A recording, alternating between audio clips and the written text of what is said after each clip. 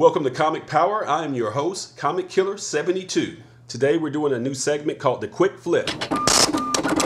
In comic book investing terminology, the quick flip normally means you have something for a very short period of time that you sell for a profit and had no intention of holding it for the long term. At my channel, I'm going to incorporate the phrase quick flip and make it mean real down and dirty, real fast information about this channel and other comic book news. And today we're going to do it in just over 10 minutes. Okay, now that you understand, let's go ahead and get right into it. We're on the eve of SDCC, that stands for San Diego Comic-Con. It starts July 19th. It's the largest con in the world in terms of comic books, and the major corporations like Disney and Warner Brothers and Sony use it as a marketing platform to show off new things for the first time. Over at Marvel, I would be surprised if they don't show us a Captain Marvel trailer. Her importance in the MCU just went through the roof when we saw that symbol on Nick Fury's pager before he disappeared, which is the logo of her uniform, so it looks like she's going to be the one that's going to save the day in Avengers 4. Brie Larson is playing this character, the former Miss Marvel.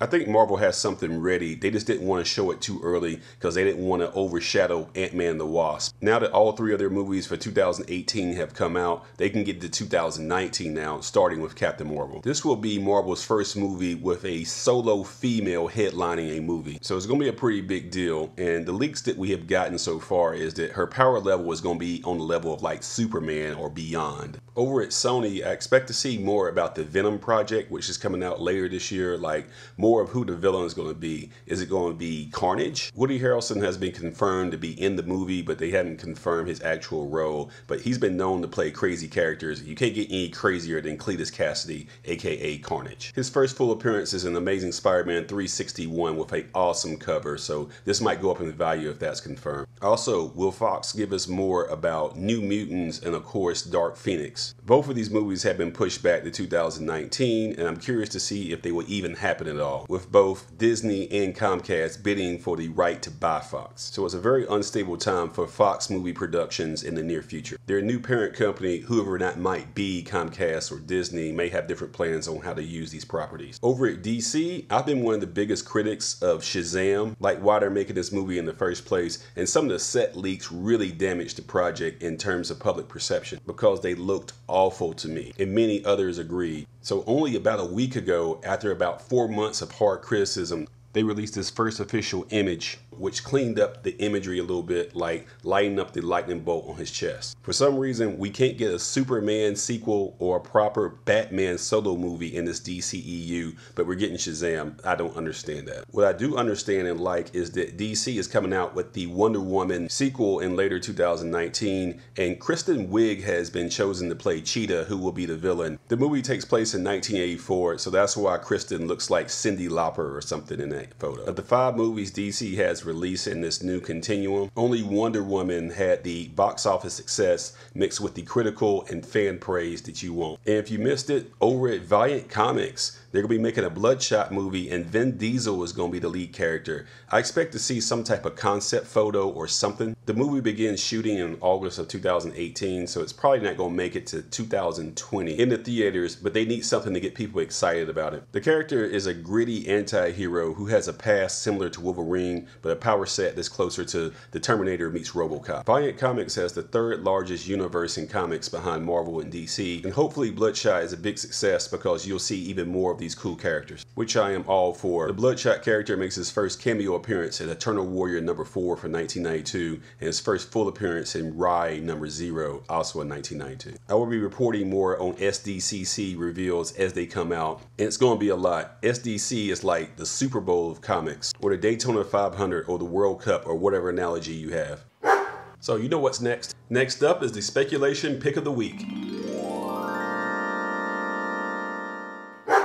And for July 18th, 2018, that's going to be Injustice versus He-Man and the Masters of the Universe #1 from DC. He-Man is an iconic character in pop culture created in the early 1980s by the Mattel Corporation when they passed on the opportunity to do toys for Star Wars. They created a very successful animated series for him, which was basically a commercial to sell the toys. And they created a very memorable villain in Skeletor, who's just awesome. And Injustice is a 2013 alternative universe of DC DC where Superman becomes a tyrant and launches a new world order and Batman leads an insurgency against him. It was a comic book and video game that made its debut in 2013. Director Zack Snyder admitted that some of the imagery from Injustice was part of the influence on Batman vs. Superman. So I think it's pretty cool that they're mashing up these two universes together. Fans of both will be wanting to get this comic. Freddie Williams II, who also was the cover artist for a mashup of He-Man vs. Thundercats, is the artist on this as well for the cover. I think this is a no-brainer pickup. The runner-up of the week is going to be Aphrodite 5, #1 from Image Comics.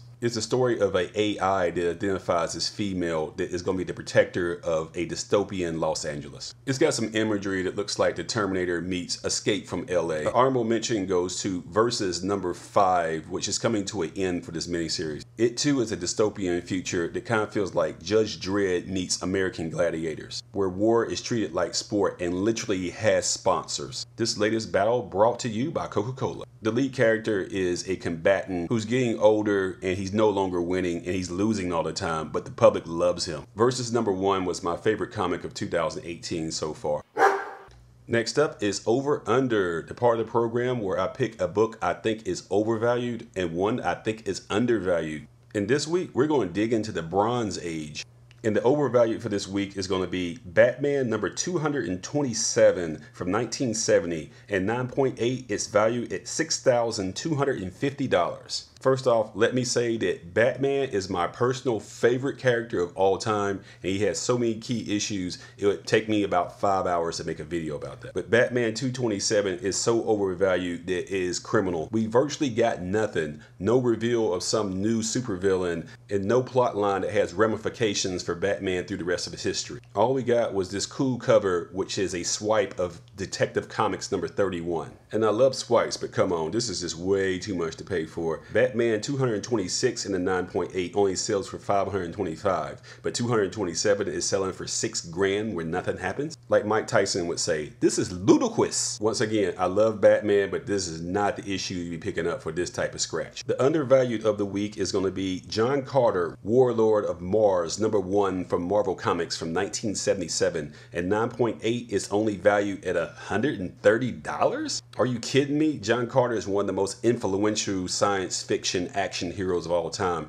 He was created in 1912 by Edgar Rice Burroughs, the same guy that created Tarzan. You got the warrior on a foreign planet kicking ass with a scantily clad love interest. I bet that got your attention. Of course, all types of monsters and stuff, so everything from Star Wars to Flash Gordon to Exo Man of War borrows from the John Carter archetype. And yes, there was a live action John Carter movie, but it bombed at the box office. Disney does not fail a lot, but this is one of their few that did. It's not an awful movie, but it's not great either. It's just average. I think they may have heard it in the marketing because they called it just John Carter because they thought that the Mars name was oversaturated with all the Mars movies coming out. But seriously, this is who he is. He's supposed to be John Carter of Mars or John Carter, Warlord of Mars, not just John Carter. People that never heard of the character have no idea why that's important. It would be like having a Star Wars movie and dropping the wars and just call it Star. Here's a nerdy factoid of the day. The creator of John Carter, Edgar Rice Burroughs, who I mentioned before also created Tarzan, has a very small town in Los Angeles named Tarzana after the Tarzan character. It's a very rich neighborhood, so you're not getting in there without some serious dough. But it does exist. I'm not just making this stuff up. But anyway, considering how influential the John Carter character is,